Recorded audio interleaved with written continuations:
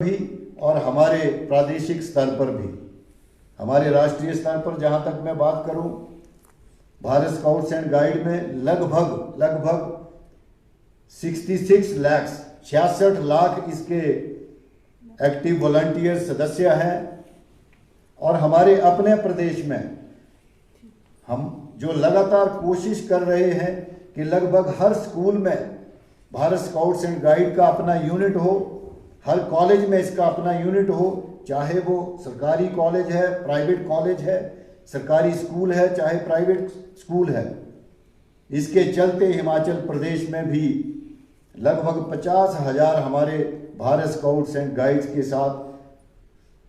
Himachal Pradesh rover and rangers जो colleges के लिए है, उसके अभी हमारे पास एक्टिव वॉलंटियर्स हमारे साथ जुड़े हैं। स्काउटिंग में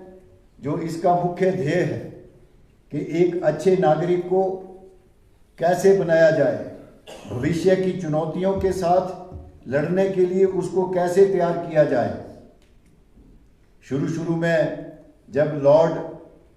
बेडन पॉवेल ने इसको शुरू किया तो स्काउटिंग को कहीं ना कहीं मिलिट्री सर्विसेज की हेल्प करने के लिए इसको स्टार्ट किया गया था। और स्काउटिंग का अगर आप एक डिक्शनरी मीनिंग देखें तो इसमें कहीं स्पाइंग, जासूसी करना, हेल्प करना, छोटे छोटे उस तरह के काम करना, जिससे बहुत ही एक असाधारण परिस्थितियों में बहुत अच्छे तरीके से किस तरह से हेल्प कर सकते हैं अपनी फौज की या अपनी सोसाइटी की। धीरे धीरे इसका परिप्रेक्ष्य बदला और केवल फौज के लिए ही नहीं, हमारी सोसाइटी में भी सिविल डिसिप्लिन के लिए, हमारी सोसाइटी में अलग अलग कार्य करने के लिए, हमारे देश के लिए, क्योंकि बच्चे हमारे देश का भविष्य है। तो इनमें अच्छी आदतें डालने के लिए, अच्छे नागरिक इनको बनाने के लिए कैसे विभिन्न चुनौतियों के साथ इनको लड़ना सिखाया जाए। और आज मैं पूरे विश्वास के साथ कह सकता हूँ कि भारत स्काउट्स एंड गाइड्स के साथ जुड़ा हुआ हर एक बच्चा, हर एक स्टूडेंट कहीं ना कहीं, अगर कोई इससे ना जुड़ा हुआ स्टूडेंट है, अगर इससे ना जुड़ा हुआ एक यंगस्टर है, विद्यार्थी है या यूथ है, तो इससे कई तरह से वो भिन्न है। इनको जीने की कला का पता है।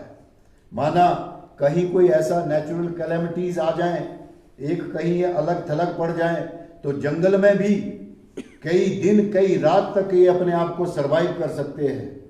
जहां तक इनको पता है कि लॉस्ट हो गए, कई बार आपने देखा होगा कि सैलानी आते हैं यहाँ पर कहीं से जो अलग अलग दिशाओं में भटक जाते हैं, लेकिन हमारे स्काउटिंग से जुड़े हुए विद्यार्थी इसके लिए भी ट्रेंड होते हैं कि घने जंगल में भी कैसे रास्ता बनाया जा सके। इसके लिए तैयार हैं कि रात के समय अपने आप को कैसे बचाया जा सके। और सबसे बड़ी बात है कि जैसे पिछले दिनों कोरोना की महामारी हिमाचल प्रदेश के साथ साथ पूरे भारतवर्ष, पूरे दुनिया में आई, किसी को पता नहीं था कि कैसे इस तरह की बीमारी के साथ, इस तरह की चुनौती के साथ लड़ा जाए। उसके लिए भी स्काउटिंग के बच्चों को अब तैयार किया जा रहा है, वॉलंटियर्स को तैयार किया जा रहा है कि किस तरह से अनफोर्सीन जो हमारे डिजास्टर्स हैं उसके लिए तैयार किया जाए। बाढ़ में कहीं बहुत बड़ी आगजनी है, उससे तो बचना सिखाया जाता है, हेल्प करना सिखाया जाता है, लेकिन ऐसे डिजास्टर्स में जिसका किसी को पता ही नहीं है। और आजकल एक डिजास्टर कोरोना तो होकर के चला भी गया, बहुत सीख दुनिया भर को बहुत नुकसान पहुंचा के चला गया, कई सीख भी दे करके यहाँ पर सबको चला गया है। लेकिन अब आने वाले समय में साइबर क्राइम है, इस तरह की साइबर के रिलेटेड कोई ऐसी चुनौतियां हैं जिनके लड़ने के लिए, जिनसे पार पाने के लिए भी हम स्काउटिंग में हमारे रेगुलर रूटीन में हमने अपने कार्यक्रमों में इस तरह की चुनौतियों को शामिल करके रखा है कि अब ना केवल एक पुल बनाए, ना केवल जंगल का रास्ता बनाए, ना केवल एक